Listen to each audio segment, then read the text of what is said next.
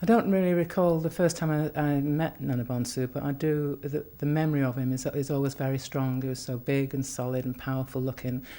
And it could have perhaps been a bit overwhelming, but when you got to know him, he was just so down to earth. And I have memories of me and him, and I see it as like two men almost sitting down, he'd say to me, Tina, this is going on in the community, and we'd sit sometimes and just discuss and share problems, and and he listened. He was always very respectful, and I'd ask his advice and he had mine sometimes. So that was the kind of relationship that we had, and I just admired him absolutely so much. What sticks for me is African-centred approach to things, or is African-centred. Nana Bonsu's African-centred approach, which I have, and that gave us something else very much in common. That we're talking about our given communities, but in a much wider, often global sense. And he, to me, was just a man of integrity. He wasn't one to talk about things and just leave it. He would follow that with action. And again, I admire people like that. And admire him for that in particular. I worked in Malawi for 2 years at the university. I was developing theatre for development and radio drama, and did that for 2 years. And then I got back and went to Sheffield for 2 years. So I hadn't been in Manchester for 4 years. And then I was thinking of setting up a theatre company called Theatre of Colour. And the first person I wanted to discuss that with was Nana Bonsu, and so the first one I did discuss it with, we met in a pub in Hume, I think the Red Admiral or something, and we talked about this, and he was very interested, and because it's focusing on transcultural issues, which isn't happening in our communities still, really. It's very important, and he was very open to that, and so I brought a production. It was a production around a poem of mine to bring to Carmoor Road. So we sat and I talked him through it and negotiated the only fee excuse me, that I've ever had from Carmoor Road. Because there were three of us, and quite often I'm happy to do, not happy, I must make that clear, not happy to do things, but sometimes we do things on a voluntary basis, but I don't expect sometimes other people to do that also. So there were two actors involved as well. And so that was historic, really, but what was important was that he was open to those ideas, that my ideas are very innovative and ahead of the time and stuff like this, but he, fine. And it was a beautiful production, got some fabulous feedback. And I remember from the Jamaican Times, excuse me, anyway, yes, getting very positive feedback. But I was doing a performance before the play went on, and he introduced me. The massive build-up, Tina Tamsho Thomas as I was then. And this is Nana Bonsu giving me this build-up. And she's been to Malawi, and she's done this in Malawi, and she's come back, and she's been in Sheffield, and she's set this in Sheffield, and now she's brought this. So they want the audience to give a big welcome for Tina Turner. Well, had it been anybody else, I'd have killed them. But I just couldn't help. The audience just fell apart. It's like, where's his head at? So I'll never forget that one.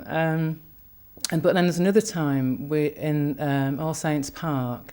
There's a group that I was involved in called Osora Set. It's an African spirituality philosophy group, and it was African Remembrance Day, and there's a lot of people in the park, and all the people from Osora Set were all in white. It was very spiritual, very moving, and I was doing a performance then as well, and we were trying to get a lot of people in there, trying to get as big a circle as we could.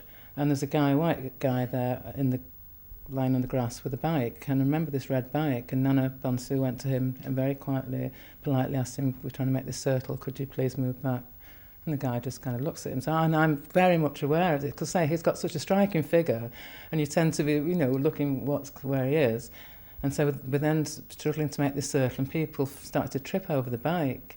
So he asked him for the second time, and you can see him leaning over and being very quiet. And then through the third time, so the circle's getting bigger and bigger as people are coming in.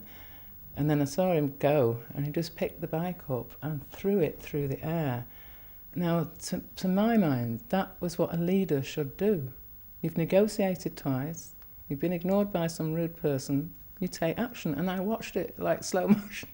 The guy ran off, and we just did the thing. But that's the two sides of him.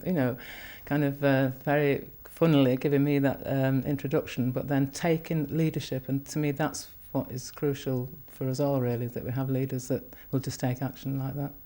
You know, when I say we do sit down and have discussions, we would be talking about, I mean, I personally worked a lot with young people. Looking at the Malawi situation was very interesting.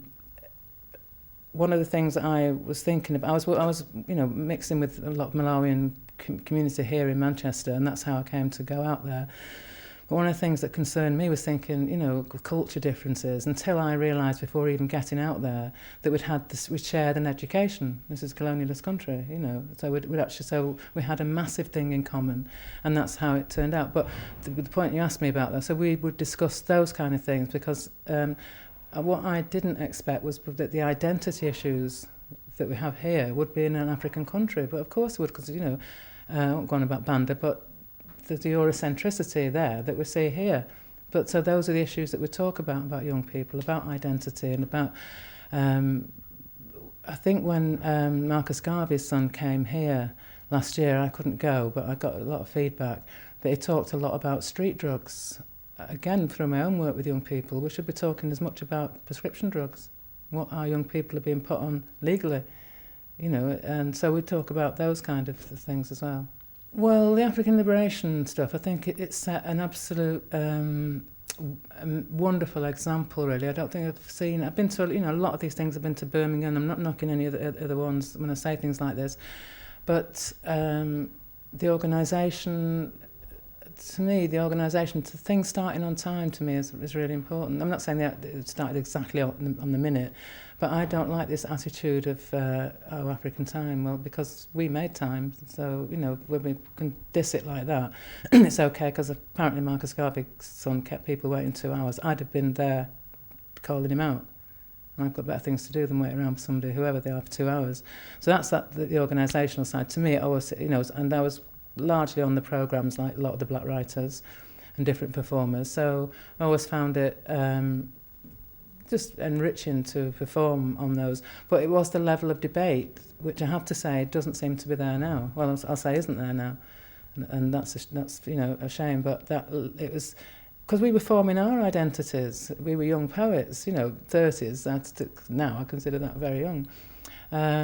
So, again, we learned so much from that, and he maintained very high standards of debate and discussion, and it was very what's the word, you know,